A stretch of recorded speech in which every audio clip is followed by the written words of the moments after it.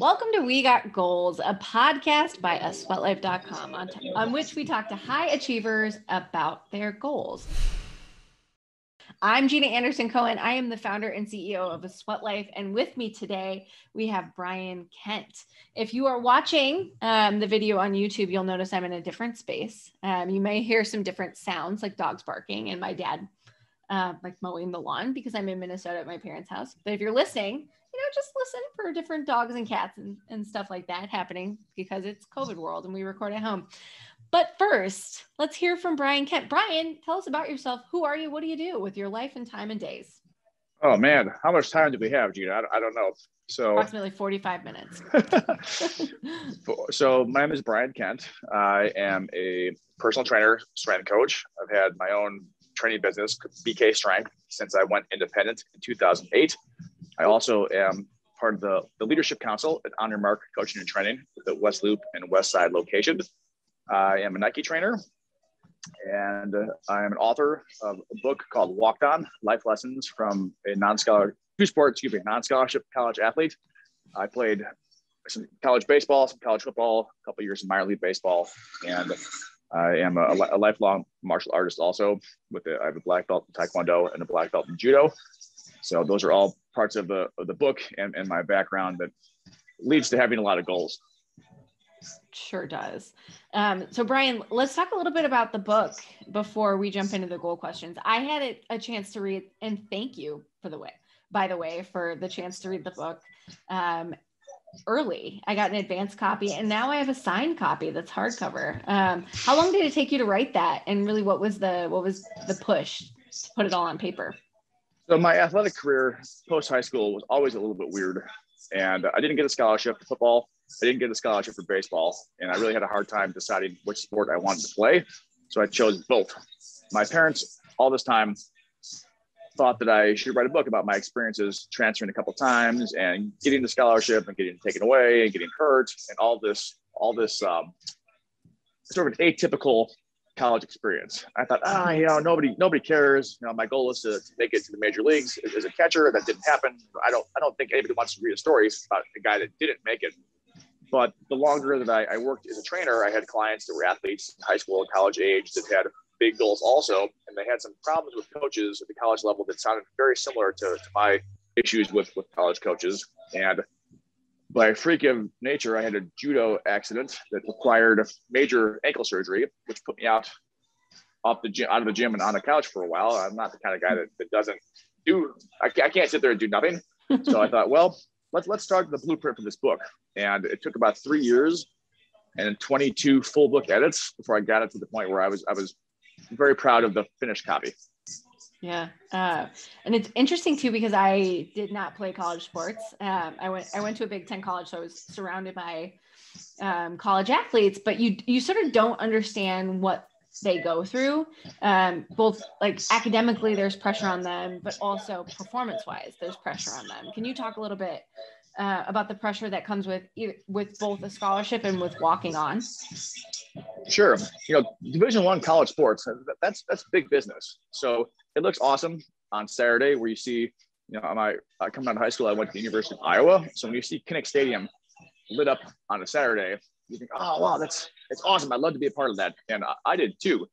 But sometimes behind the scenes, it gets a little tricky with coaches that are maybe the ones that recruited you that then left for a different job, or ones that decided that you weren't going to play. And the whole process can be upended real quick due to the realities of Division I sports. The goals as a walk-on, I always felt like I had to behave a little bit differently than my scholarship peers. I feel like I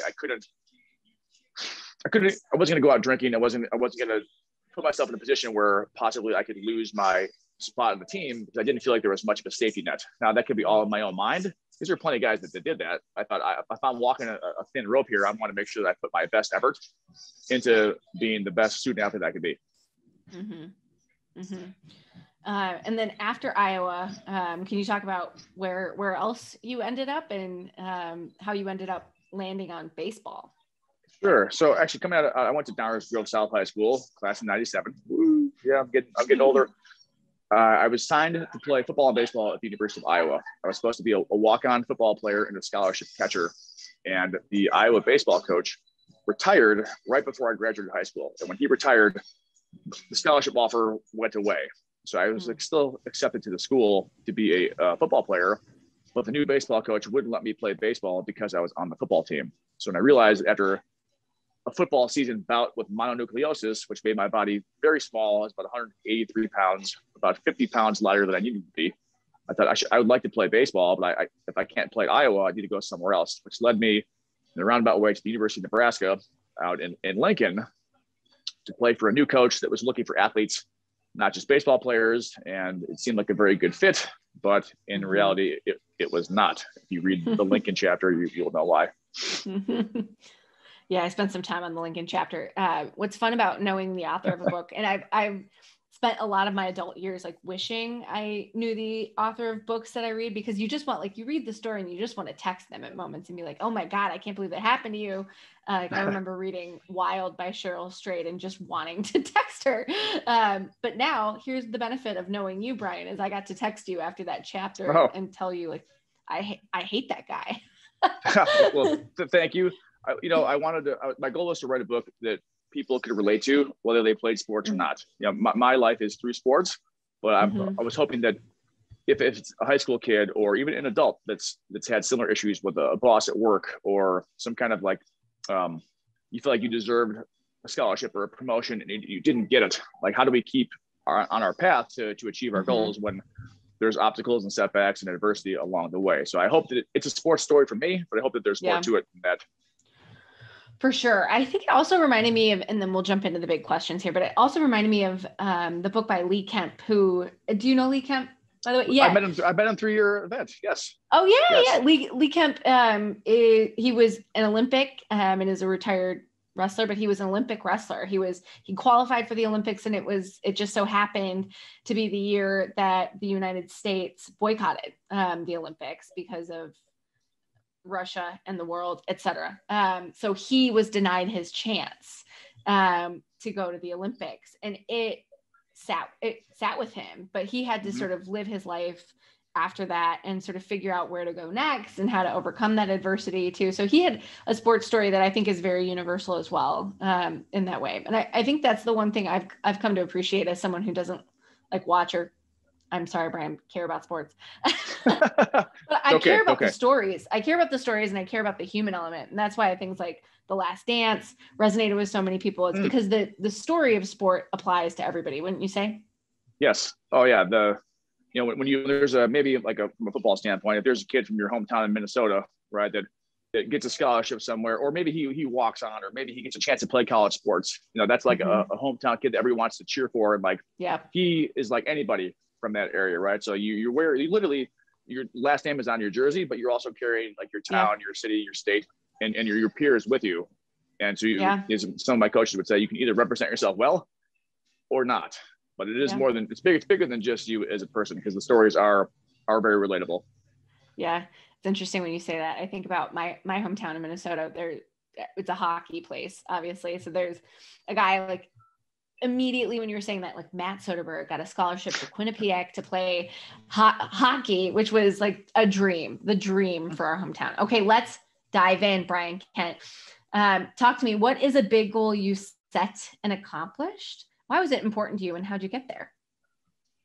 Well, getting the book done was really, I'm not a professional writer. So my job is to train clients and work with kids and teams. So when I had this goal of getting the book done, I didn't really have a timeline on it. I'm like, well, I'll work on little pieces here and there. I'll try to have something that I'm proud of, I don't know, in a year. But the more I read it, I thought, like the first part of it was sort of purging my demons, if you will, about all the things that happened throughout my career. And like, to me, that was a big victory. I drank, I'm not a big drinker, but I drank a lot while I was writing the book, because I was obviously dealing with some shit that I had not dealt with in a while. Right. Thank you for comparing me to Hemingway. I appreciate that. That's probably the only time I'll ever hear that. But I wanted to get it done, and I didn't really have time to really sit and commit. So my clients knew, and so the second phase of the book writing was to sort of not first one, phase one was get the facts out there and go through, hello, kitty. First phase was to get the facts out there. And then the second phase was to really go through and rewrite and see, like, have I told a good story? And I wanted to make sure that there were elements that were 100% in the book in terms of the teammates that helped me, coaches that helped me, and being able to reflect now on what that path looked like at the time. So the big goal, and one of the biggest goals I've had lately, was to get that book done. So thankfully, one of the perks of 2020 was that I wasn't working as much. So I had time to be at home on the computer next to my daughter playing Legos, like crank out some content that my sister, who was my graphic designer, my book designer, my website designer, she was able to set up in a computer file that I don't know how to use because my computer skills are very poor. But getting that done at the end of 2020 was really like finally 3 years of work comes to a conclusion, and I was pretty proud of the final result. Yeah. I heard a lot of themes in there. One, just like getting it out there initially. It's so interesting, Brian, that you say that it was kind of like therapy. I mean, like, have you ever been through therapy post sport career, or was this was it? This was it. There are friends, I'm like tripping over my words here. People knew some parts of the story. Like, they knew that I had transferred. They knew that I had played football. They knew I had played baseball. They knew I was sick. They knew I got hurt. They knew I had signed like a low-level minor league contract. They knew I signed with the White Sox, but like nobody ever knew like how it all tied together.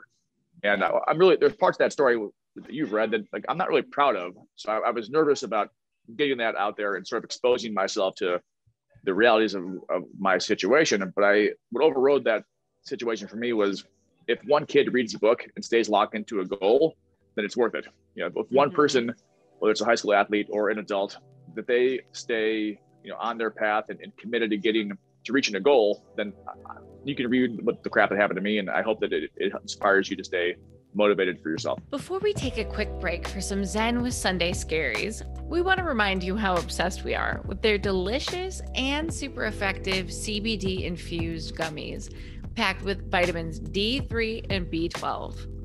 Enjoy 20% off on their website with the code LIFE20 so you can enter max relax mode. That's LIFE20. Now I want you to settle into your seat or your stride and try a no nonsense mantra with me.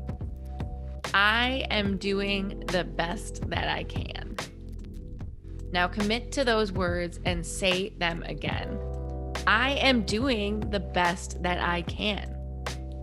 Say it to yourself 2 more times.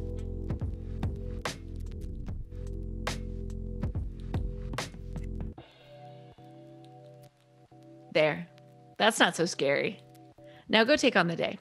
I think it's really interesting too, Brian, like what you overcame as a college athlete as well. Because I think so many of these kids like don't overcome it. And I hesitate to call them kids because they're adults, but you're also still like navigating pre-adult life.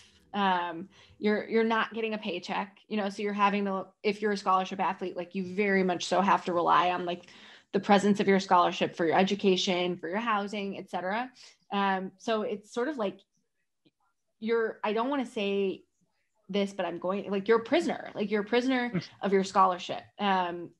And so many of these college athletes like don't have advocates. They don't have a union. They don't have anyone like helping them the way that professional athletes do. So if you were to change the college athletic system so that it was more beneficial, and my husband and I talk about this all the time because I think college athletes should get paid, but so it was more beneficial to the college athlete, what would you change about it? You make a great point a few sentences ago where you said like getting help. It would have been nice to have someone help me that was like on team Brian.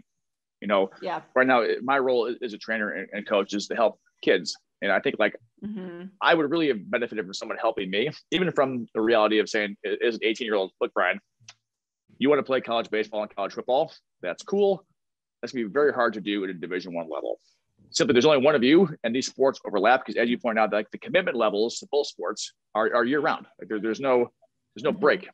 And so you can't cut yourself in half and send half you to play football and half you to play baseball without pissing off football or pissing off baseball. So it would help you out right now to choose one of your sports. And if your goal is to play Major League Baseball, it doesn't make a lot of sense to play college football.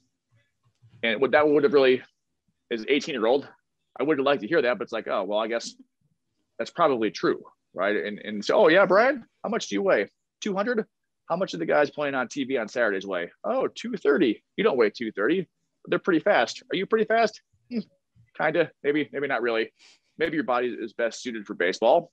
And that would have been, I would love to give advice to kids like, it's important to go where you wanted, but it's also important to keep, a strong belief within yourselves and have somebody maybe outside the program that you trust helping coach you up, because not every day is a good day.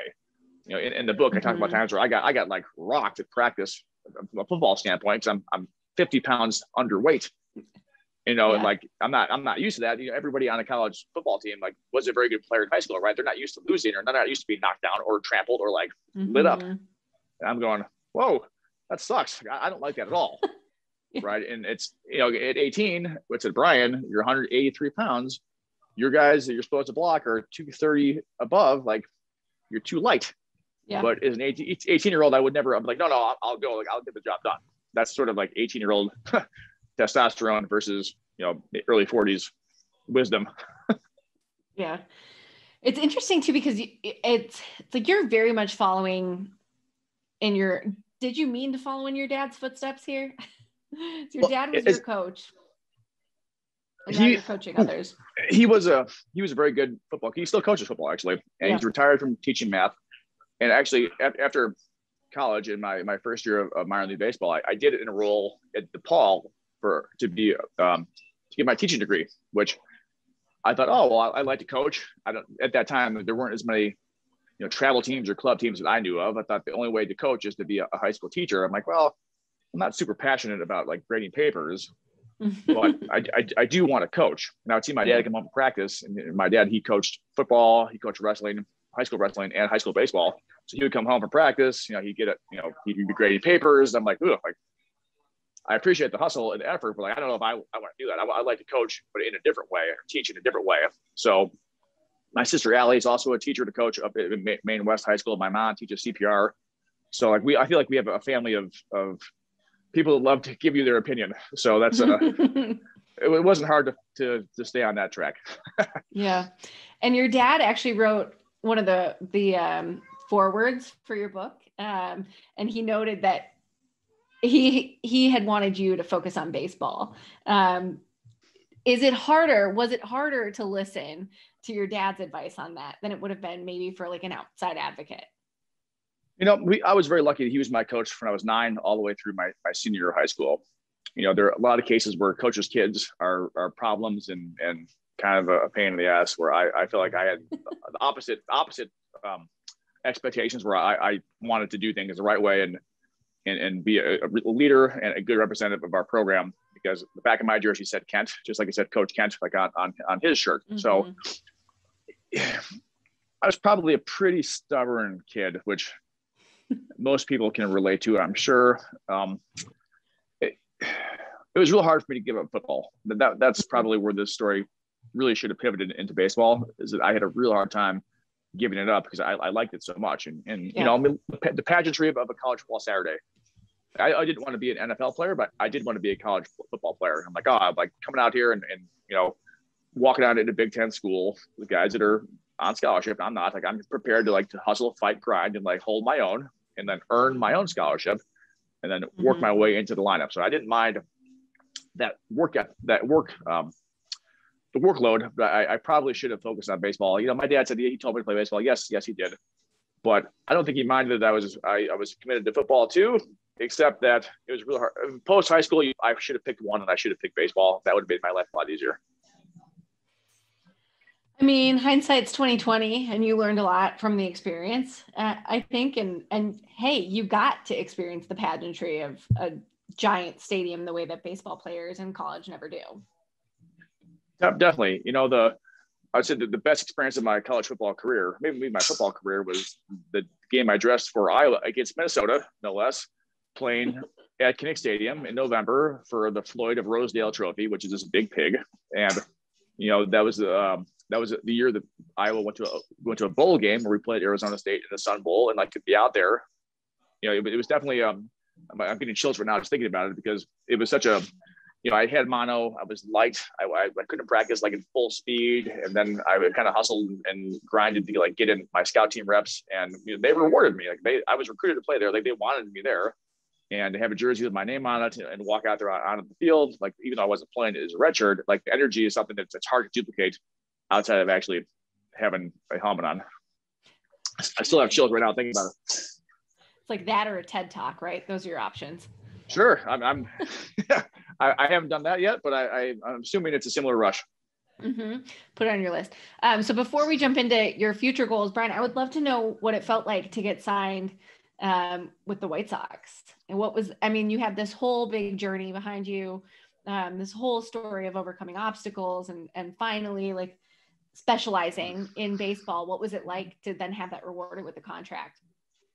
So after I had shoulder surgery, I missed my senior year of college, and I lost my scholarship, and I'm 22, 23.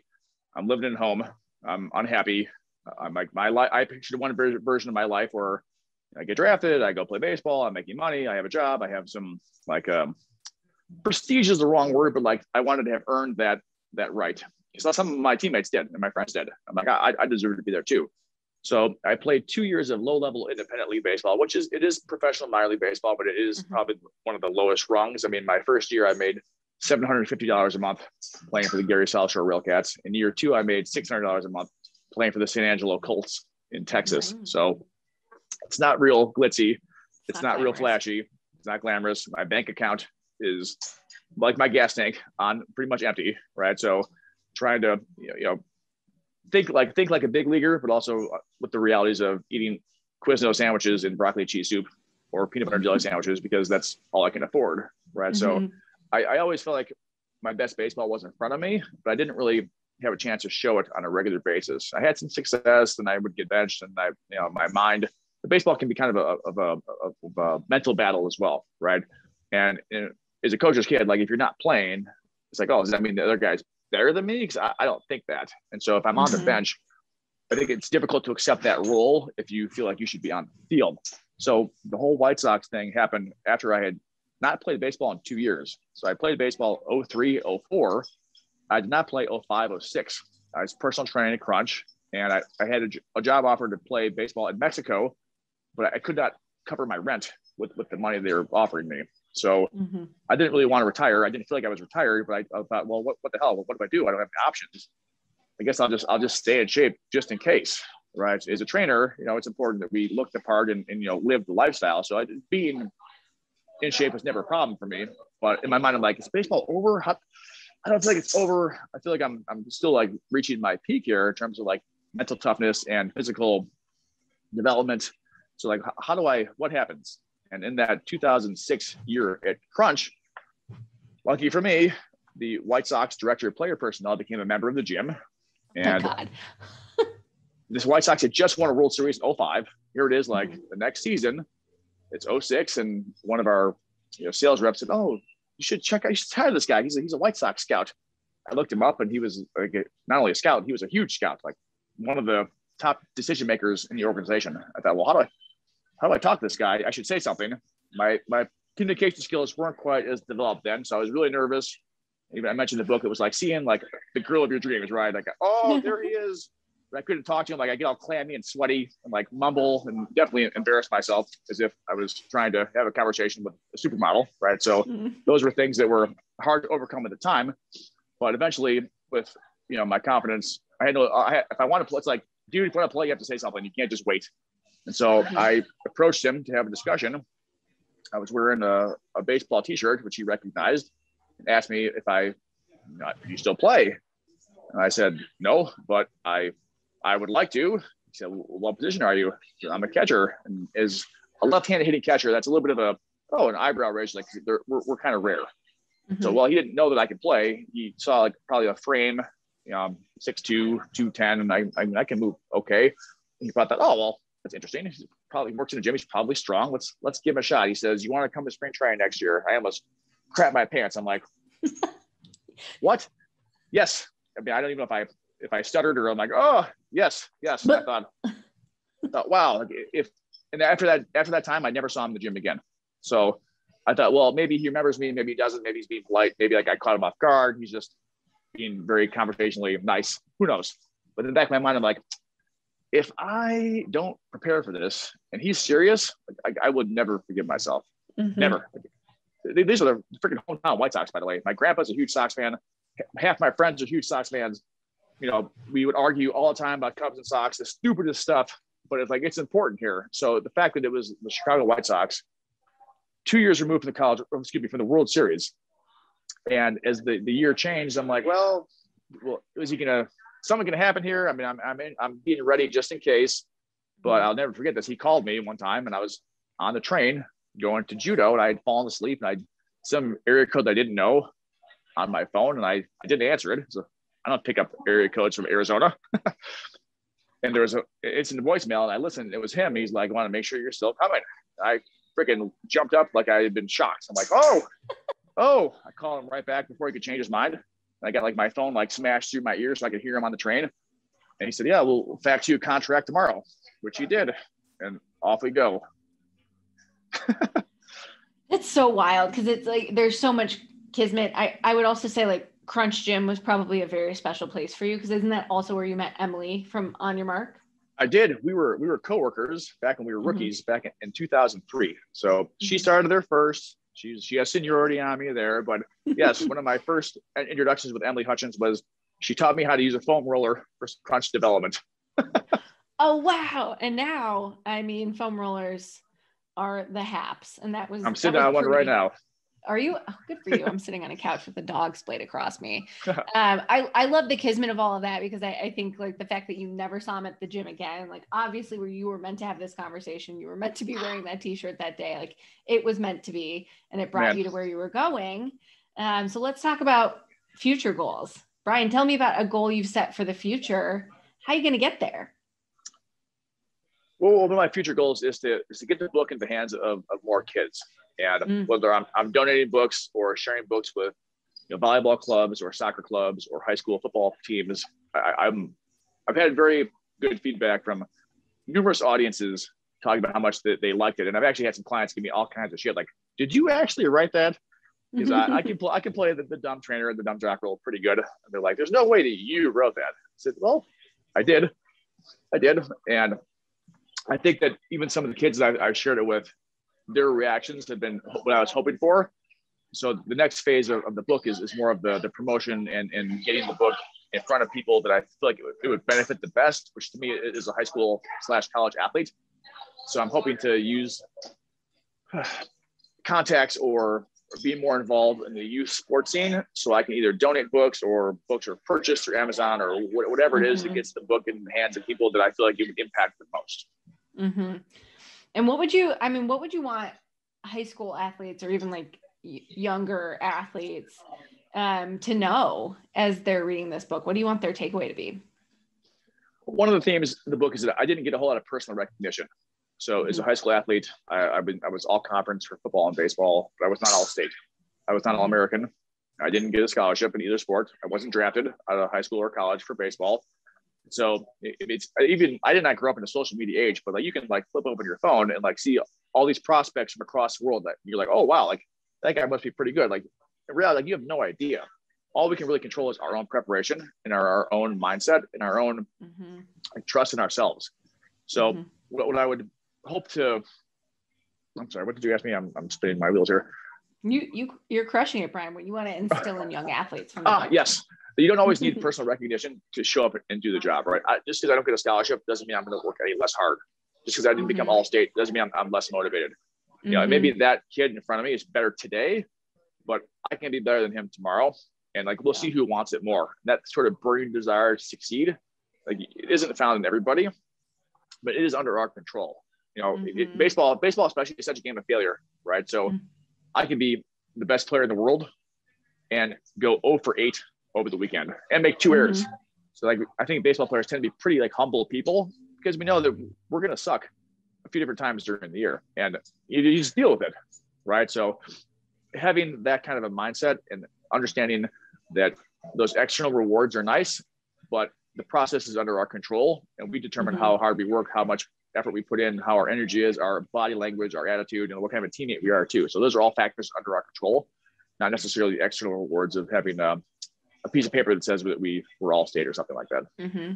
I think that's one thing that athletes learn from sport in general too. It's just that preparation and mentality, you know, of sort of being intrinsically motivated. And I think we and tell me if you agree with this, but I think we're taught as adults, like, that it's a personality trait to be intrinsically or extrinsically motivated. But I would have to actually disagree. I think we can learn either one of those things. What do you think? Totally. It's definitely a learnable skill. When I go home and my wife doesn't load the dishwasher the way I want her to, like, I will undo it and put it back because I think it's more efficient. Is that crazy? Maybe. Is it that same kind of, I don't know, obsession that leads you to be good in other areas of life? Probably. Would she say I'm being a little too extreme? Maybe. But I think that intrinsic motivation really, it's in all of us, right? How much of it we have and how well we use it is individual, but we're inside all of our hearts. Like we can push ourselves to the limit, or find someone to help us get there, or that we can trust, and someone that has our best interests in mind. Well, all of us, you know, it's like doing a good job for the sake of doing a good job, not because you get a reward after it, right? Like that's something that I feel like everybody should adopt. Yeah. And it, again, like that's another reason to play a sport as a kid. And even, I mean, as an adult, to just try to be good at something for the sake of being good at it, for the practice of skill. I want to actually take a second to talk about your wife, because she's a beautiful genius. And, and you mentioned her in the book too. So yes.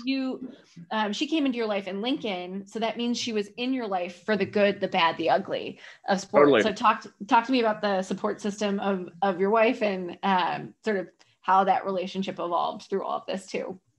She lived through most of that. So even now I'm like, have you read the book yet? And she's like, no, I haven't read it. I was there through most of it, which is true. You know, we were very young. We were both 19 in Lincoln, Nebraska. She was a scholarship dancer on the Scarlet Dance team, which would be like a lovable, you know, kind of thing. She doesn't like being called a cheerleader. That's not, she was a pom girl essentially. And, you know, in high school, she was an all-American dancer out of Gross Catholic High in Omaha. And I was really like impressed, like, wow, like she's beautiful, she's smart, and she's talented. Like these are things that are hard to find. And she actually had a similar struggle with college sports as I did, because even though she was a scholarship dancer, she was cut from the team in year 3. I actually wrote an article for the Daily Nebraskan. I'm like, what other sport what does a football team ever like cut 85% of their starters? Yeah. You know, and they printed it, which was pretty cool. It says Brian Kent, Downsgrove, Illinois. Like, it's secondary education is my major, right? Which never happened, but she had to deal with that also. Here she is, you know, on the field in front of 75,000 people.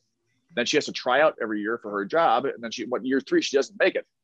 It's like, well, how does that happen? How does anybody? And there was a handful of girls that didn't make it. Like, how do they all of a sudden become not good enough when they've been doing well the past couple of years in a school that's like athletic powerhouse at the time? So she was able to witness this stuff. Sometimes it was hard for her. I tell her, like, she met me like at my worst because I wasn't playing. I had problems with my coaches in Nebraska. I had shoulder surgery in Omaha. I was living at home playing minor league ball. Like, she was like, I don't think she actually really understood how hard it was for me to adjust in Nebraska, because she only knew that version of me. And I'm telling her, I'm like, yes, I'm good. I should be playing. I deserve to play. And then she's thinking like, well, then why aren't you playing? If you're not that good, you shouldn't. I mean, if you're good to be playing. And I'm like, oh, like it's theory that makes sense.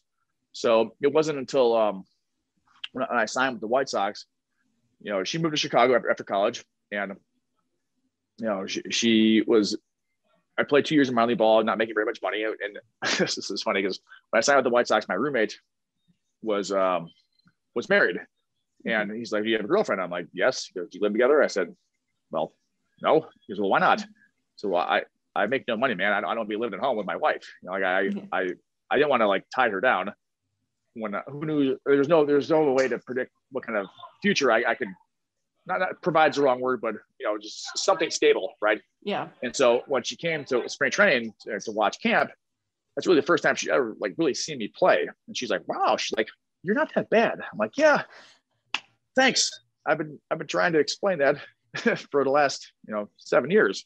So yeah, she had to live through most of that, and she actually was one of the people that encouraged me to become a trainer, because she didn't think that I would be able to wear khaki pants to school and teach all day. It's not my jam. Wearing sweatpants and having a couple of days of scruff is more my thing. So she actually was the one that encouraged me to become a trainer, and she knew how much I liked the strength coach aspect of what we did in college at Husker Power in Nebraska. And we had such great leadership there that she's like, you should try that. And at that time, like, I never had a trainer before. I didn't even know any trainers. It's like it was kind of uncharted territory from a career standpoint, because my degree is in English. It's not kinesiology. It's not freaking exercise science. I'm like, can I even do this job? But she was one of the people that pointed me in that direction. So yeah, she's been there since chapter 3, which is Lincoln, right? Yeah. And I would argue, you don't necessarily label yourself as depressed in the book, but I would argue, like, Lincoln and a little bit beyond, you were suffering with some real, like, depression. Because it's like you go from, I think a lot of athletes go through this too, when you're like the best, the top of the class, like you're used to performing, and then you're sort of knocked off of that. I don't want to call it a pedestal, but like a pedestal, like you're knocked down and you don't know where to turn. So she saw you at that level too, right? She did. And that's like, we had, for 3 semesters, like, life was good. She was on the dance team. I was playing baseball, or, our school days overlapped because all the athletes would eat lunch in the same facility. Like, I would see her, and I thought, oh, like this is the college experience that I'm hoping for, right? Like, it's perfect.